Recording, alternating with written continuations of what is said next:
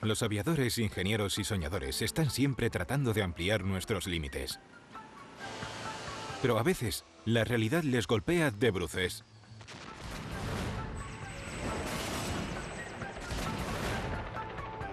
En la historia de la aviación, hubo ideas que no funcionaron como deberían. La plataforma de vuelo Hiller es una idea bastante torpe para una máquina voladora.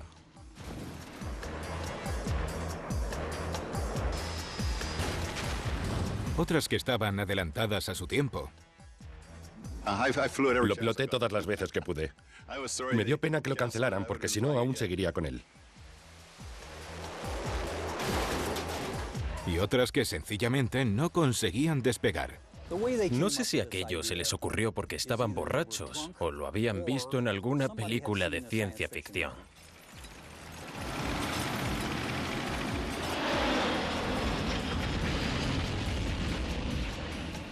Desde los desechados a los más peculiares,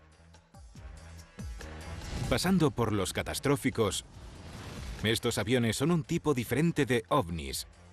Hemos seleccionado nuestros 10 primeros y los vamos a mostrar hoy en Objetos Voladores Imposibles.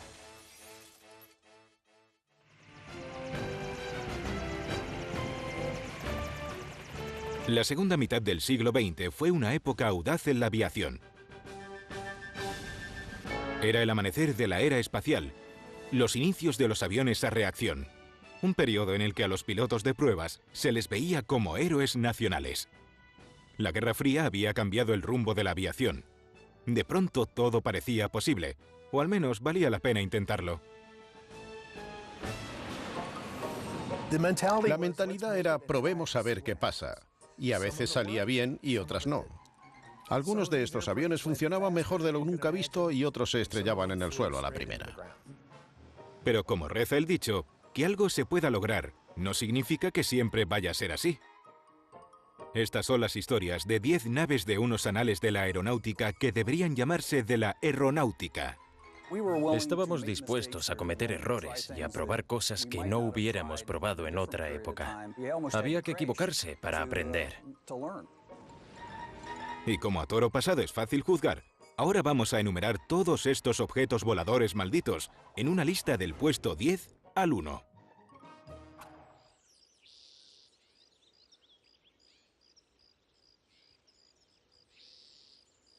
En los años 40 y 50 todo el mundo soñaba con tener su propia máquina voladora. Se podría guardar en el garaje o en el jardín, y bastaría con subirse y arrancarla para despegar. A principios de los años 50, a un ingeniero del gobierno llamado Charles Zimmerman se le ocurrió una idea. ¿Qué pasaría si se colocaran unas hélices de helicóptero en la parte baja de una plataforma? Así el piloto podría dirigirla con solo ir alternando su peso de lado a lado. Empezaron a salir todo tipo de modelos, con nombres como Helovector, Aerocycle o Propcopter. Solo había un problemilla en el que nadie reparaba. Si el piloto daba un paso en falso, se caería sobre las hélices y acabaría como un gazpacho humano. Eran como robots de cocina voladores. Pero uno de ellos captó la atención de los militares estadounidenses. Esta es la plataforma Hiller. Es quizá lo más cerca que hemos estado de desarrollar una alfombra mágica en la vida real. La idea era que un soldado se subiera encima y cruzara el campo de batalla. Solo tenía que tirar de la cuerda y ponerla en marcha, como una cortadora de césped. Las plataformas voladoras ofrecían al soldado de infantería la posibilidad de sortear los obstáculos del terreno. Esta plataforma consistía en un conducto grande, en el que estaban los motores que activaban las hélices. La Hiller usaba un ventilador de conducto para que el vehículo se elevara, incluyendo 2 hélices contrarrotantes. El conducto eliminaba la turbulencia que normalmente se forma en las puntas de las hélices, con el fin de incrementar su eficacia. Para controlar el dispositivo, el piloto solo tenía que inclinarse en la dirección a la que quería viajar. Si se inclinaba hacia adelante, iba hacia adelante. Un concepto muy sencillo, pero ejecutarlo era un poco más difícil. Se pensó que sería formidable subirse a esa cosa. Incluso podría ser una atracción de feria. Era una idea fantástica. Un acelerador para regular la velocidad, un control para evitar bandazos y listo. Ya tenías una máquina aérea de combate. Era como una especie de cortadora de césped voladora. Se podría cortar un montón de hierba con ella. Al menos una cortadora de césped es estable. La Killer era muy difícil de manejar y estabilizar, sobre todo para un piloto aficionado. A medida que ganabas velocidad, el borde delantero de la plataforma generaba más elevación que el borde trasero y, en consecuencia, la parte delantera comenzaba a subir, pero nunca superando los 20 km por hora. La plataforma también era inestable por encima de los 3 metros de altura, pero al menos podía elevarse 3 metros. Y la idea de que un soldado pudiera volar y disparar un arma desde ese aparato era una locura. Si eras el piloto y en algún momento te movías hacia adelante o levantabas el arma y cambiabas el centro de gravedad, la plataforma se desequilibraba por completo. Totalmente inestable, demasiado lenta, inservible para disparar desde las alturas y más hecha para cortar césped. Por esos motivos, el ejército canceló el programa en 1959. En nuestra lista de objetos voladores imposibles, la plataforma de vuelo Hiller está en el número 10.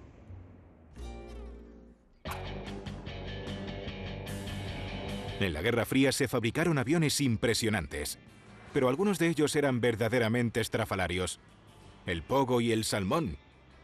Sí, así se les llamaba. Estaban entre los más peculiares. A principios de los años 50, la Armada estaba buscando un avión de despegue y aterrizaje vertical, o VTOL, que pudiera operar casi desde cualquier barco. De esta manera, si llegaba el temido ataque nuclear soviético, podrían sacar el avión de combate de la Armada, en vez de quedar separados. El resultado de todo esto fue una competencia entre dos compañías para producir el mejor caza de despegue y aterrizaje vertical. La Armada adjudicó contratos a dos fabricantes rivales, Convair y Lockheed, para que desarrollaran prototipos. Convair ideó el XFI-1, también conocido como el Pogo, y Lockheed diseñó el XFV-1, apodado el Salmón. Los dos aviones se apoyaban en su cola para estar listos para el despegue vertical. Ojalá esa hubiera sido su única particularidad destacable. Por ejemplo, el Salmón necesitaba un soporte construido específicamente para mantenerlo en la posición de lanzamiento. Era como nadar contracorriente.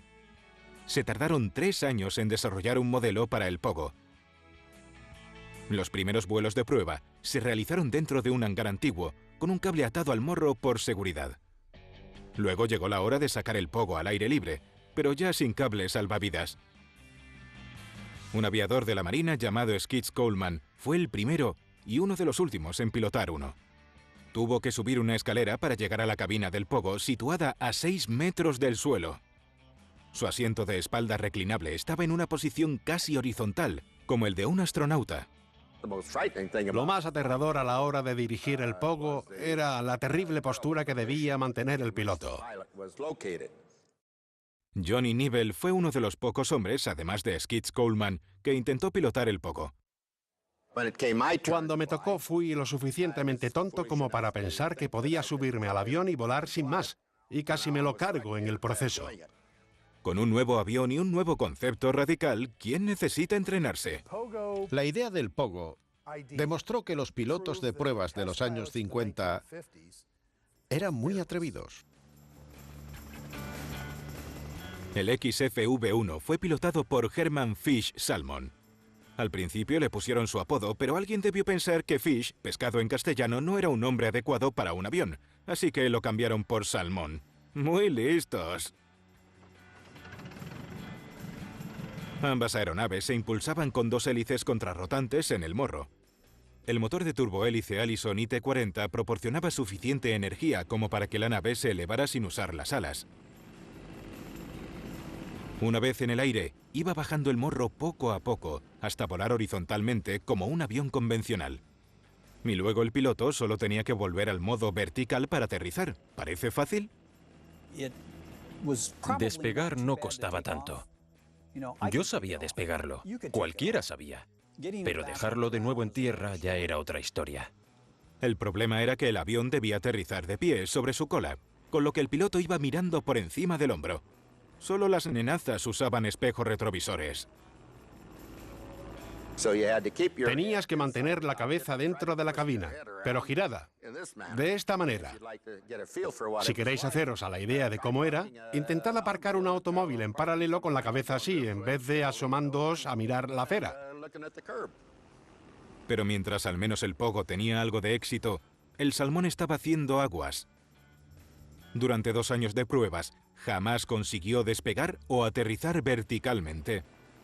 Y si el Pogo y el Salmón tenían tantos problemas con los aterrizajes verticales en tierra firme y estable, ¿cómo se suponía que iban a aterrizar en el mar? Imaginaos cómo sería aterrizar sobre un barco que navega sobre un mar embravecido sin que se vuelque al posarte en la cubierta. Es prácticamente imposible. Durante las fases finales del programa Salmón, un ingeniero de Lockheed admitió que a los pilotos de pruebas les daba miedo dirigirlo. ¿Cómo podía ser eso? Nadie murió pilotando uno de estos aviones. Pero a mediados de los 50, la Armada decidió que el Pogo y el Salmón eran problemáticos y cancelaron ambos programas. El Pogo era un proyecto bien diseñado para un concepto que acabó saliendo defectuoso. Puede que estos aviones fueran raros y poco prácticos, pero contenían la semilla de una idea que solo necesitaba nutrirse para crecer. Solo hacía falta un poco más de tiempo y, sobre todo, de tecnología. Una década más tarde, el Harrier se convirtió en el avión de despegue y aterrizaje vertical más importante del mundo. No necesitaba espejos retrovisores para aterrizar. Esta es la pieza del Harrier que a todo el mundo le gusta ver, las boquillas de empuje vectorial. Hay 2 a cada lado. En lugar de turbopropulsores, el Harrier utiliza boquillas de empuje giratorias para lograr un despegue y aterrizaje vertical y la transición hacia el vuelo horizontal. Lo bueno del Harrier es que mantiene la misma orientación de vuelo que un avión convencional. A diferencia del Pogo, en el que debías cambiar toda la orientación del avión para despegar y aterrizar verticalmente, en el Harrier solo hay que redirigir las boquillas. Y cuando el piloto quiere pasar al modo planeo y normal, estas señalarían a la parte trasera. Moverá la palanca de la boquilla hacia abajo, en la cabina, justo al lado del acelerador. Entonces el avión se detendrá y empezará a planear mientras el impulso del vuelo va bajando. Al contar con estas diferentes soluciones, el Harrier no se convierte en un absurdo o extravagante objeto volador imposible. El Salmón, que fue un fracaso total, se coloca en el número 9. Y el Pogo se sitúa en el 8 porque a veces lograba despegar y aterrizar con éxito. Nuestro siguiente avión es el primo hermano del Harrier. Imaginaos que estáis a finales de los 60, miráis arriba y esto es lo que veis. Un avión con alas mutantes que vuela como un helicóptero. No, no es ninguna alucinación. Estáis viendo el CL-84 Dynabird. Un avión tan increíble que en realidad debería haber tenido éxito. El CL-84 llegó a finales de los 50. Siguió durante los 60 y 70 y fue parte de la larga búsqueda de un aparato que despegara como un helicóptero, navegara a velocidades de avión y aterrizara como un helicóptero en un espacio bastante limitado. Hace 33 años que no veía esto. Aún sigue mi nombre ahí, después de tantos años. Doug Atkins fue el principal piloto de pruebas del programa CL-84 en Canadá. Este fue uno de los mejores aviones que he pilotado, con todo ese cristal por arriba, porque tenía una cubierta frágil, y si había una emergencia se te eyectaba a través de ese cristal. El Dynabird, fabricado por Canadair, podía volar de manera horizontal como un avión normal. Pero sus alas podían inclinarse, lo que le permitía despegar y aterrizar verticalmente como un helicóptero. El movimiento del ala, que se movía arriba y abajo, lo realizaba ese gato, que era una de las piezas más elementales del aparato. El Dynabird también podía planear, volar de lado e incluso hacia atrás. Este avión disponía de una velocidad muy alta y era bastante fácil de maniobrar. Si tenías que hacer un giro de 360 grados, simplemente levantabas el ala, llevabas el vector de elevación hacia el centro y podías llevar a ejecutar un giro de 360 grados en un diámetro de 70 metros. El Dynabird era mucho más rápido que un helicóptero con velocidades de vuelo de hasta 530 km por hora y un alcance de hasta 4.000 kilómetros. Para despegar verticalmente, el piloto solo debía accionar un botón de la palanca y las alas daban un giro de 90 grados, poniendo las hélices en posición horizontal, como un helicóptero. A veces las alas tenían mente propia. Los ingenieros me habían asegurado que esta cosa nunca se movería sola. Y un día que estaba viajando por el norte de Montreal, de repente bajé la velocidad y vi que el ala subía. Miré mi pulgar y no estaba en el mecanismo de inclinación del ala. Se había movido sin más. Además de sus capacidades de despegue y aterrizaje vertical, el CL-84 tenía capacidad para despegues y aterrizajes cortos, o STOL, es decir, que podía operar con menos de 50 metros de pista. En estas maniobras, el piloto inclinaba las alas en un ángulo de 30 o 40 grados y el Dynaver despegaba o aterrizaba en un abrir y cerrar de ojos. No se entiende cómo es que los militares desestimaron esta aeronave. Se podía utilizar para transportar tropas, reconocer el terreno, soltar víveres y como caza.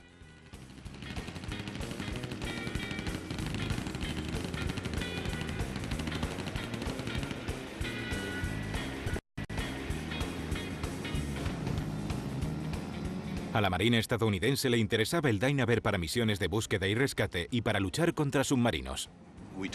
Lo llevamos a la demostración del Pentágono en Oceana, Virginia. Realizamos varios vuelos desde Oceana y luego otros 3 hacia el Guam, que es un portahelicópteros de 15.000 toneladas.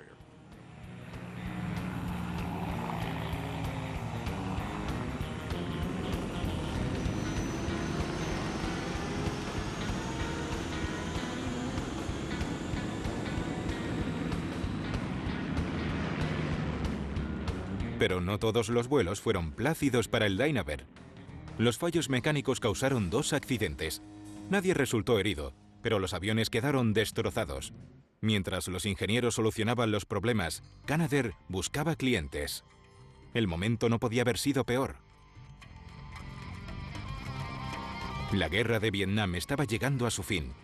Y durante la guerra, los helicópteros se habían mostrado como bestias de carga de despegue y aterrizaje verticales. Por tanto, los helicópteros gustaban. Pero estos aviones raros con hélices y alas inclinables, no. Lo piloté todas las veces que pude. Y me dio pena que lo cancelaran, porque si no aún seguiría con él. De hecho, como lleva mi nombre, me lo dejarían a mí. ¿Fue el Dynaver una idea disparatada, poco práctica o quizá un poco adelantada a su tiempo? Solo una generación más tarde salió el V-22 Osprey. Un avión que combina el despegue y aterrizaje vertical y la capacidad para despegues y aterrizajes cortos. Suena familiar, ¿eh? Podemos ir a las mismas zonas de aterrizaje que los helicópteros, pero volamos más alto y más rápido que ellos. ¿Qué ha cambiado? En lugar de las alas inclinables como el Dynaver, el Osprey tiene hélices inclinables. ¿Veis esas góndolas? Pues ahí dentro están los motores de turboeje conectados a las hélices rotores. Y lo que hacen es moverse en un ángulo de hasta 96 grados y luego volver a cero. Y al igual que el Dynaver, los fabricantes tardaron un par de décadas en pulir sus defectos.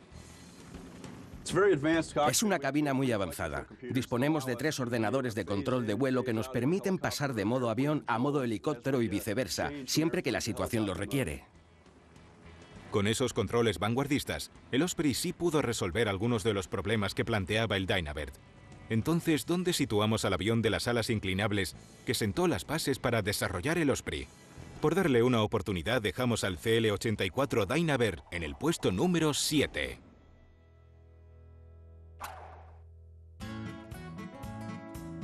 Este es McDonnell Douglas XF-85, el Goblin. Y os preguntaréis qué se fumaban cuando lo diseñaron. Su apodo era el huevo volador. Es como si hubieran cogido un huevo y pegado alas encima. Como veis, es muy pequeño. La distancia entre la cola y el morro no es gran cosa en absoluto. El Goblin es otro diseño excéntrico de los años 50 y demuestra el axioma de la aviación. Si un avión es bonito, volará bien. Y el Goblin no es nada bonito. Lo creáis o no, hay una explicación lógica para este diminuto caza de alas pequeñas. Después de la Segunda Guerra Mundial, la Fuerza Aérea estadounidense pensó que los bombarderos debían tener sus propios escoltas personales. ¿Y qué mejor manera de asegurarte de que tendrás uno cuando lo necesites que llevarlo contigo? El Goblin, que se acoplaba al bombardero como el mosquito a los esteroides, recibió el apodo de caza parásito. La intención era que este cazaparásito fuera transportado dentro de un bombardero, como el B-36, y luego soltarlo para atacar a las hordas de combate enemigas, volver a rescatarlo con el avión y seguir adelante, pero aquello era imposible. El Goblin fue diseñado para que se llevara en el compartimento de bombas del B-36 Peacemaker. Y ese espacio era apretado, así que el Goblin tenía que ser muy pequeño para caber ahí, muy chiquitito. Con 4,20 metros de largo, era más reducido que la envergadura de algunos cazas. Y una cola normal no cabía en ese compartimento de la nave nodriza. Así que los diseñadores le pusieron 6 colas pequeñitas para darle estabilidad. Y era tan estrecho que el piloto no podía medir más de 1,75. Así que tenemos un avión llamado huevo volador, con 6 colas donde solo entraban pilotos bajitos. Pero eso no es lo mejor. El Goblin estaba unido a un trapecio retráctil del B-36 por medio de un gancho situado justo delante de la cabina del Goblin. Por tanto, soltarse del trapecio cuando llegaba el momento era coser y cantar. Tras lanzarlo durante un vuelo, ese gancho se retraía hasta el morro del avión. Pero volver a acoplarse a este trapecio mientras volaba era toda una pesadilla. Debido a las turbulencias en la zona, el Goblin no lo tenía nada fácil para reengancharse a la nave nodriza. En una ocasión, el Goblin se estrelló contra el trapecio, lo que obligó al piloto a realizar un aterrizaje de emergencia tras una caída de 12 kilómetros. Y como el Goblin no estaba hecho para que aterrizara, nunca se molestaron en ponerle un tren de aterrizaje. Vaya, fue un aterrizaje de panza. El piloto sobrevivió, y el avión también, pero este incidente convenció a la Fuerza Aérea de que este pequeño caza era una ruina. No era rival para los MiG-15 soviéticos, ni para ningún otro. El proyecto derrochó lo que hoy serían unos 1.000 millones de dólares antes de que el gobierno retirara la subvención. El huevo volador había salido más revuelto que otra cosa, y pilotarlo era un riesgo. En nuestra cuenta atrás de objetos voladores imposibles, el Goblin queda en el número 6.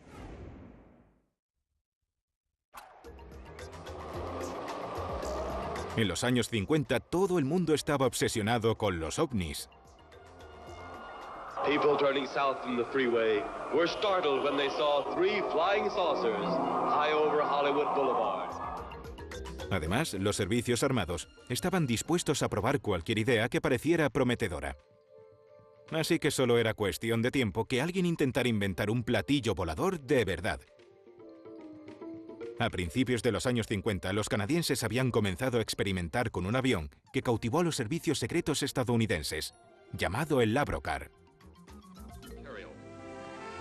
Early studies on behalf of the United States Air Force proved the feasibility of a circular planform vertical takeoff aircraft utilizing a system of peripheral jets for propulsion, stabilization, and control. El Labrocar se parece a un coche de dibujos animados. No sé si aquello se les ocurrió porque estaban borrachos o lo habían visto en alguna película de ciencia ficción y pensaron, si hay platillos volantes intergalácticos y demás, nosotros podríamos construir un platillo volante que se mueva a la velocidad del sonido o más.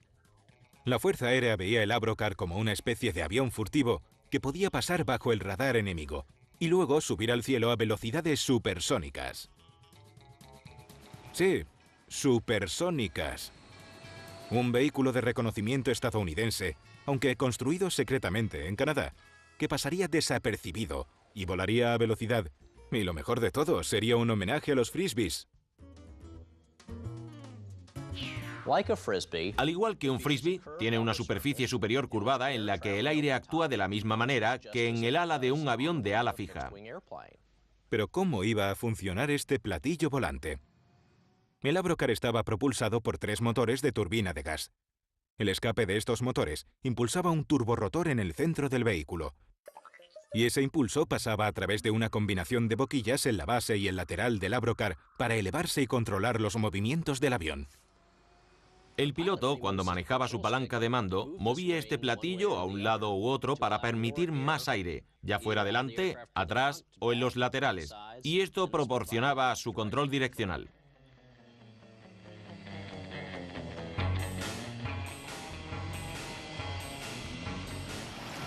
En teoría, el Abrocar debería haber funcionado muy bien, pero la realidad es que su rendimiento fue bastante pobre. Su inusual sistema de propulsión lo convertía en un vehículo poco potente, muy inestable, y que no hacía sino balancearse desde los primeros vuelos de prueba.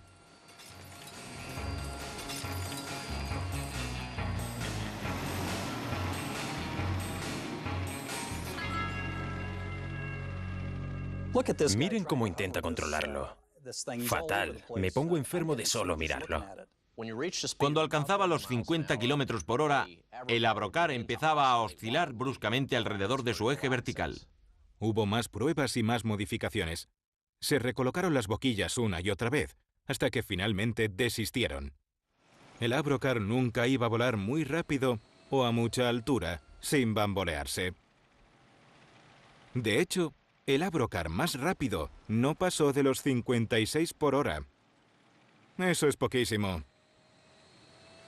La única manera de superar la barrera del sonido era si te caías con él por un acantilado. En esa fracción de segundo antes de estrellarse contra el suelo, igual podía alcanzar esa velocidad. Está bien, era un poco lento. Y la mayor altura a la que llegó fue a 1 metro del suelo, pero tenía buena pinta. El Abrocar no solo salió raro, fue un fracaso en todos los sentidos. A finales de 1961 y con $10 millones gastados, la Fuerza Aérea canceló el programa del Abrocar para siempre. Colonel Edwards gave the signal to fire. La búsqueda de ovnis y platillos volantes continuó. Pero el intento oficial de fabricar uno estaba oficialmente muerto. El veredicto fue: dejemos que sean los extraterrestres los que los construyan. Era hora de probar otra cosa. ¿Dónde queda el Abrocar en nuestro ranking de aviones peculiares? En el número 5.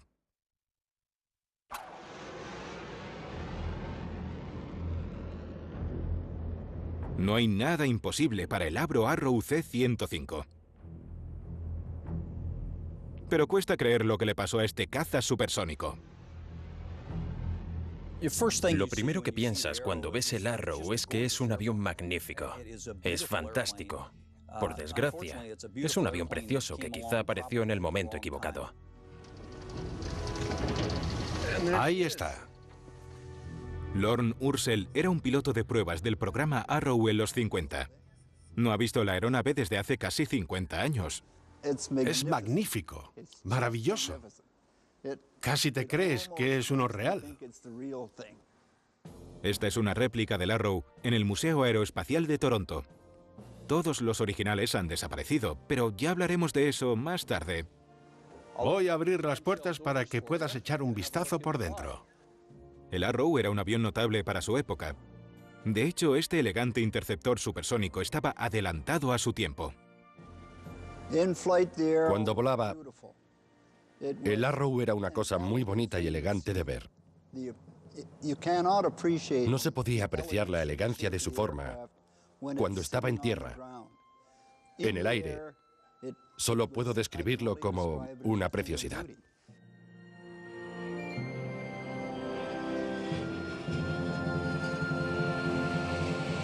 El Arrow, diseñado por Avro en los 50 como interceptor supersónico, era muy rápido y letal. Su misión era defender Norteamérica de los bombarderos nucleares soviéticos. With its advanced electronic system and guided missiles, this supersonic Sentinel is designed to guard the Arctic approaches to the Western Hemisphere. Desarrollado para la Real Fuerza Aérea Canadiense, el Arrow se convirtió en un motivo de orgullo para todo Canadá, incluso superando al hockey y al jarabe de arce, al menos por un tiempo. Todos creían que estábamos haciendo algo importante. Y así fue. El Arrow fue uno de los aviones más avanzados de su época. Una de las primeras cosas que destaca en este avión es su tamaño. Tiene 23 metros de largo por 15 de ancho. y lleva una carga de combustible de unos 12.000 litros. El Arrow tenía un diseño de ala delta para facilitar su vuelo supersónico. Y los bordes delanteros de las alas estaban levantados para minimizar las turbulencias. Funcionaba por medio de dos motores Orenda Iroquois que tenían el triple de potencia que su mayor rival, pero pesaban un 30% menos. Y presentaba un nuevo diseño de pilotaje por cable que convertía los movimientos de los mandos de vuelo en señales eléctricas en lugar del sistema hidráulico convencional de la época. 10,000 employees swarmed to the margins of the field to watch the product of their hands and brains at this climax to the years of creation. A pesar de algunos contratiempos, a diferencia de la mayoría de estos aviones, el Arrow rindió incluso mejor de lo esperado. On its third flight, the Arrow flew supersonically. On its seventh flight, it exceeded 1,000 miles an hour while climbing. Volaba con mayor rapidez y altura que cualquier otro caza de la época, con velocidades que casi duplicaban la del sonido y altitudes de casi 18.000 metros. El asiento de Martin Baker tenía un elevador. Lorne Ursel estaba entrenándose para pilotar el Arrow en 1957. Había superado una prueba de alta velocidad y esperaba su primer vuelo real. Cuando se presentó a trabajar al día siguiente, recibió una sorpresa que le cambió la vida. Mi vuelo había sido cancelado. Los directivos decidieron que no querían correr el riesgo de ver morir a otro piloto en ese avión. Ursel no lo sabía, pero en la central de Avro se rumoreaba que iban a retirar el Arrow del mercado. A pesar de su potencial y de su sorprendente éxito inicial, pocos meses después, a principios de 1958, el gobierno canadiense canceló el programa. Se despidieron a 29.000 trabajadores y subcontratistas en un solo día. El impacto de esta cancelación en la industria aeroespacial canadiense fue extraordinario. Nos hizo retroceder 20 o 30 años. Pero ¿por qué se deshicieron de un avión revolucionario que había superado las expectativas? La prensa canadiense afirmaba que el coste del Arrow era inasumible y que el proyecto no le gustaba al nuevo primer ministro, por lo que tuvieron que sacrificarlo. Pero la verdadera razón puede tener más que ver con las prioridades en la frontera. Cuando comenzó el programa Arrow, los estadounidenses estaban preocupados por los bombarderos nucleares soviéticos, pero ahora temían más a sus misiles balísticos intercontinentales, o ICBM. La nueva estrategia de defensa se centró en fabricar misiles que eliminaran los ICBM soviéticos, y no en aviones interceptores tripulados como el Arrow. Le afectó la política sobre misiles intercontinentales, los bombarderos de largo alcance, y el hecho de que mucha gente pensaba que la tecnología iba a acabar hasta con el uso de cazas tripulados. Y todavía hay más. Poco después de que el proyecto fuera cancelado, el gobierno canadiense ordenó que los 6 aviones de investigación Arrow fueran destruidos. Nadie sabe por qué. Esta es la última pieza reconocible del interceptor Avro Arrow. La única sección verdadera que queda es la cabina del Arrow 206. Este avión estaba programado para volar cuando lo cancelaron, así que nunca tuvo esa oportunidad. Los aviones fueron quemados. Sí, quemados. En las instalaciones de Avro en Ontario, dejando muy tocada la moral de los canadienses. Desde este ángulo podemos ver claramente las quemaduras de los sopletes que destrozaron el fuselaje de la aeronave. Y a día de hoy, aún hay teorías conspirativas de sabotaje y traición alrededor de la cancelación del Arrow. Algunas incluso afirman que uno de los 6 modelos se salvó de la quema, porque falta uno en esta foto de los aviones destruidos. Algo que no podemos confirmar ni negar. Habría sido un interceptor fantástico, habría sido el mejor avión de la generación.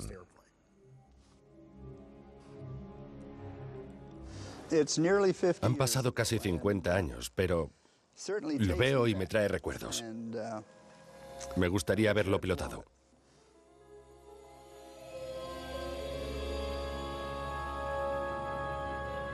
El Arrow.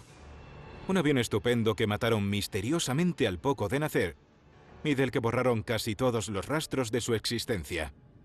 Pero para nosotros, se merece el puesto número 4 de nuestro ranking de objetos voladores imposibles. El siguiente de esta particular lista viene del mundo del surf. Se trata del Convair XF2i Sea Dart, un caza supersónico con esquís acuáticos. Ese era mi avión. Hice más de 100 pruebas con el Sea Dart y me encantó.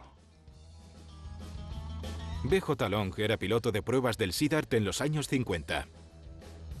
Cuando operábamos el Sea Dart, tanto el de esquí único como el doble, bajábamos por la rampa de hidroaviones de Bahía de San Diego. El Sea Dart tenía forma de V, como el casco de una lancha motora. A la hora de despegar se elevaba del agua y cambiaba el azul del mar profundo por el del cielo. La Marina estadounidense inventó el Sea Dart como parte de una fuerza de hidroaviones de largo alcance, que no tuviera que depender de portaaviones.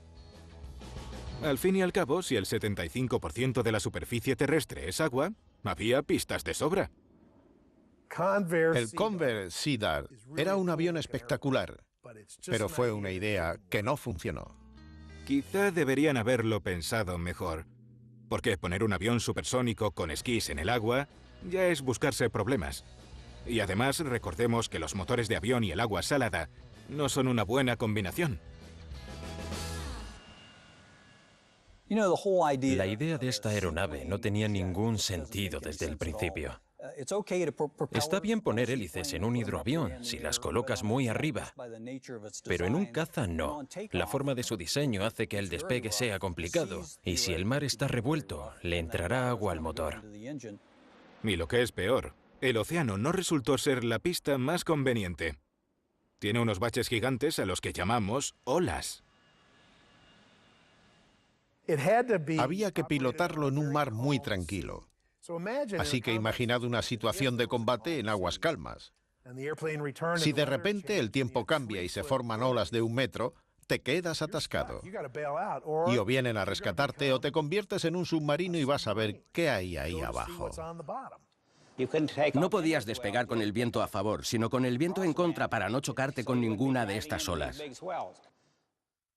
¿Y qué hay de estos elegantes esquís?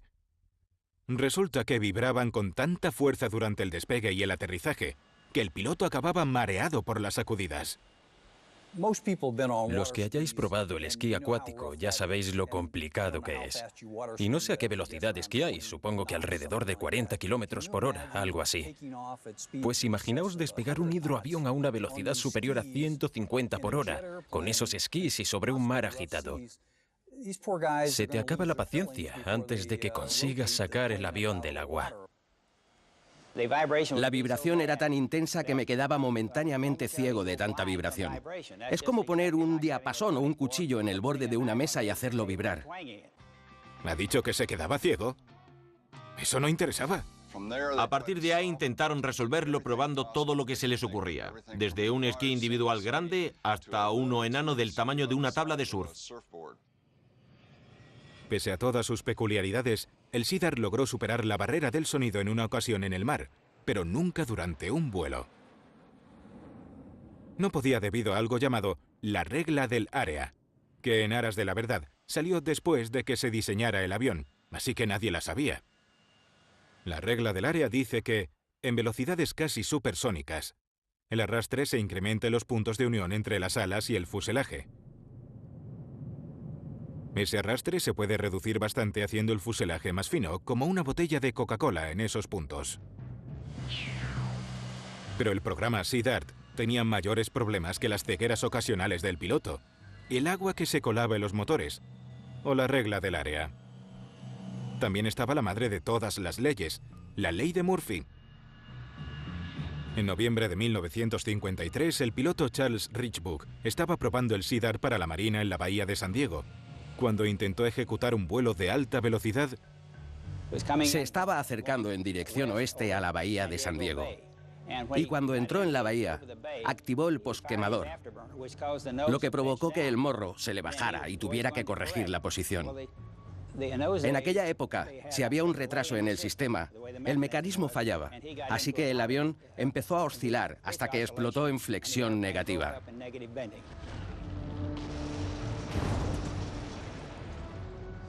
Murió al instante. No necesitaban ese tipo de publicidad para este avión defectuoso. El programa SIDAR fue suspendido y unos meses más tarde cancelado definitivamente. El objetivo del SIDAR, que era despegar y aterrizar en el agua, se superó con la llegada de portaaviones muy grandes, con catapultas y la capacidad de rescatar aviones muy pesados en distancias cortas. Por lo tanto, la idea de un hidroavión supersónico con esquís acuáticos desapareció para siempre, lo cual sitúa al SIDART en nuestro puesto número 3.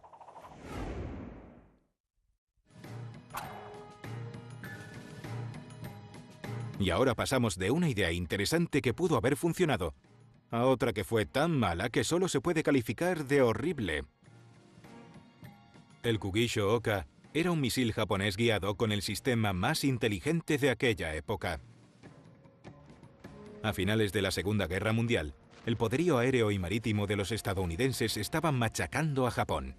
Una de las únicas ventajas que tenían los japoneses eran los pilotos kamikazes, que estaban dispuestos a realizar misiones suicidas por el bien de la guerra. Pero antes de que un piloto kamikaze pudiera hundir un barco, tenía que jugársela entre el fuego antiaéreo y los cazas enemigos. Los japoneses querían un nuevo tipo de avión, uno construido específicamente para misiones kamikaze, algo más ligero, más rápido y sobre todo más barato. Este es el Oka japonés, una de las ideas más locas que se han tenido en la aviación. Es una versión de prueba de una bomba voladora diseñada para hacer explotar los buques de la Marina estadounidense en la Segunda Guerra Mundial. Se llamaba Oka, que en japonés significa flor de cerezo, pero nosotros lo llamábamos Baka, que en japonés significa loco. El Oka era en definitiva un misil tripulado. Al igual que otros objetos voladores de nuestro ranking, el Oka fue pionero. Fue el primer avión diseñado para matar a su piloto. Ellos tenían mucho sentido del honor nacional, no faltaba gente dispuesta a morir por la patria y se aprovecharon de eso. El piloto, que solo hacía un viaje de ida en esta bomba voladora, no necesitaba mucha práctica, pero ensayaba con un entrenador especial de Okas. Los pilotos tenían 2 o 3 oportunidades de aterrizaje en este avión. Volaban a velocidades bastante altas y aterrizaban a una increíble velocidad de 200 por hora. Lo podéis ver con solo mirar el tren de aterrizaje. El Oka salía de su madre nodriza, el bombardero japonés Betty. Tras el lanzamiento, el piloto kamikaze se dirigía al objetivo enemigo. Su intención era no solo matar enemigos, ya que el propio piloto iba a morir también. Era aterrador para los marineros americanos ver un avión tripulado volando directamente hacia su barco. El Oka podría haber sido devastadoramente eficaz si hubiera funcionado como era debido. Cada bombardero podía llevar un Oka al combate. El problema para los japoneses era que el Oka tenía un alcance muy limitado, así que debían dejarlo caer muy cerca del buque de guerra en cuestión. Por si fuera poco, las naves nodrizas Betty eran tan poco blindadas y tan inflamables que resultaban fáciles de aniquilar. El principal problema del Oka no era el avión en sí, sino llevarlo hasta el objetivo. Los bombarderos eran demasiado lentos y fáciles de interceptar. Los marines estadounidenses no tardaron mucho en decidir qué hacer. Dijimos, ¿para qué esperar a que nos suelten los kamikazes? ¿Y si destruimos a los Betty antes? Y eso fue justo lo que hicimos. Nos cargamos a los bombarderos que transportaban Okas y eso acabó pronto con el peligro. En marzo de 1945, los aviones de la Marina estadounidense derribaron 16 naves nodrizas Betty antes de que ninguna pudiera lanzar su Oka. Y para el alivio de sus sistemas de guía humanos, cuando los japoneses rediseñaron el Oka para aumentar su potencia y alcance, la guerra casi había terminado. Por tanto, aunque el primer misil guiado por el hombre no sea más que una nota de pie de página en los libros de historia, se ha ganado el puesto número 2 de nuestro ranking. Bien, recapitulemos. Hemos visto una plataforma voladora que se parecía más a una cortadora de césped, un platillo volante que no se levantaba más de 1 metro del suelo, un pogo, un salmón, un huevo volador o goblin, un aparato con alas mutantes que podía volar como un helicóptero, un interceptor supersónico que desapareció para siempre, un caza supersónico con esquís acuáticos y el primer avión del mundo hecho para que su piloto muriera matando. ¿Qué puede ser más increíble que eso? Pues nuestro último avión fue el más absurdo de todos. Fue otro proyecto ridículo hacia final de la Segunda Guerra Mundial, esta vez de los nazis, siempre tan ocurrentes. Los B-17 y B-24 aliados habían estado atacando unidades alemanas, y los nazis no encontraban una manera efectiva de detenerlos. Por pura desesperación, y quizá por engaño, desarrollaron un interceptor propulsado por un cohete llamado Viper, también conocido como el BA-349 Natter. La misión del Natter era interceptar a los B-17 aliados y derribarlos. Pero esa era la teoría. Habría parecido algo así, excepto que este era un avión no tripulado en una prueba de misiles guiados. No es el tipo de avión que construirías si vas ganando. Es como el último aliento de los desesperados en las últimas batallas de la guerra. Y muy desesperados. El Natter fue uno de los pocos aviones de la Segunda Guerra Mundial hechos de madera. Estos aviadores alemanes están lijando y alisando las piezas de un avión de combate. Necesitaban algo que pudieran poner en marcha enseguida, producido a bajo coste, usando madera en lugar de aluminio, que ya no les quedaba. Y les pareció que la idea de un interceptor de defensa propulsado por cohetes tenía cierto atractivo. Uno de los pocos Natters que quedan en el mundo se encuentra en las instalaciones del Museo Nacional Aeroespacial del Smithsonian, a las afueras de Washington. El Natter era uno de los sistemas bélicos alemanes más extraños de la Segunda Guerra Mundial. Accionado por sus motores cohetes, salía verticalmente desde una torre de lanzamiento en el suelo. Las torres se montaban alrededor del objetivo que el Natter estuviera defendiendo. Los motores cohetes propulsaban el avión hasta la altura de los bombarderos en menos de un minuto, unos 6 o 7 kilómetros.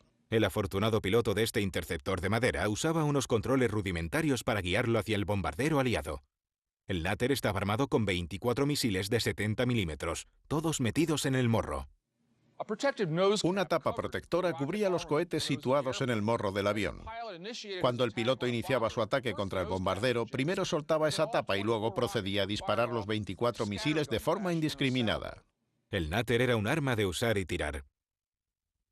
Y no tenía tren de aterrizaje porque, al igual que el Goblin, el Natter no estaba diseñado para hacer algo tan simple como aterrizar. No, eso sería demasiado fácil.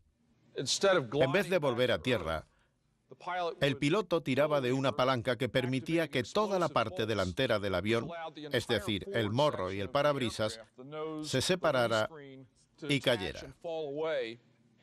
Tras soltar esa sección, el piloto, que ya se había desabrochado el cinturón, movía otra palanca que desplegaba un segundo paracaídas en la parte trasera del avión. A continuación, el piloto salía despedido del avión y descendía con su propio paracaídas. La parte trasera del Natter iba bajando también a tierra, donde luego la podían reequipar y reutilizar. Repasemos. Un hombre pilota un avión de madera lanzado como un misil, en dirección a un bombardero aliado. Dispara 24 misiles de golpe por el morro. Y mientras vuelve a tierra, se libera de la parte delantera del avión. Activa un paracaídas para que se lleve el resto de este aparato reutilizable, lo que le deja sin avión, pero entonces despliega otro paracaídas para él. Un programa que nunca se llevó a cabo. Con la inminente invasión de los aliados, no había mucho tiempo para pruebas, y mucho menos de este tipo. Este chico no estaría sonriendo si tuviera que pilotar este cacharro. Las posibilidades de volver sano y salvo de una misión así eran escasas. No es de extrañar que al menos un piloto muriera durante las pruebas al perder el control tras el lanzamiento. El Natter es todo un ejemplo de no solo la desesperación del régimen nazi, sino su actitud hacia los pilotos de sus cazas a finales de 1944. El avión estaba destinado a ser un interceptor desechable, y en cierto sentido también lo eran los pilotos. Y al final, el Natter ni siquiera estuvo cerca de derribar un solo bombardero aliado. En la víspera de la victoria de los aliados, los alemanes destruyeron 10 de los Natters que les quedaban. Suponemos que para ahorrarse la vergüenza. Así que fue un esfuerzo tan inútil como inhumano. En nuestra cuenta atrás de objetos voladores imposibles, el Natter se merece, sin lugar a dudas, el número 1 del ranking. En fin, tenemos de todo. De lo lamentable a lo poco práctico, de lo sublime a lo ridículo. La mayoría de estos aparatos eran aviones que estaban en el lugar y el momento equivocados. Sus ingenieros y diseñadores se atrevieron a soñar, pero visto lo visto, deberían haber sido más sensatos. El Oka, el Natter, el Dynavert, el Sea Dart, el Pogo, algunos fueron ridículos, otros atrevidos, y otros se fabricaron por pura desesperación. Pero aunque la mayoría de estos proyectos fracasaron, muchos señalaron el camino para los avances de los años siguientes. No sé si habríamos llegado aquí de no ser por algunos errores que tuvimos, y que Dios los bendiga a todos por haberlo intentado. Mientras exista la aviación, habrá ingenieros, aviadores y soñadores que querrán ampliar los límites sin temor a inventar algo lo suficientemente increíble para calificarlo como un objeto volador que podría funcionar.